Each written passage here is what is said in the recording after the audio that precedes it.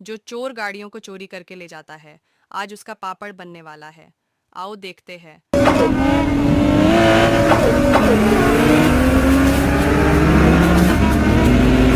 तो बताऊं, इनमें से कौन सी गाड़ी चोरी की है?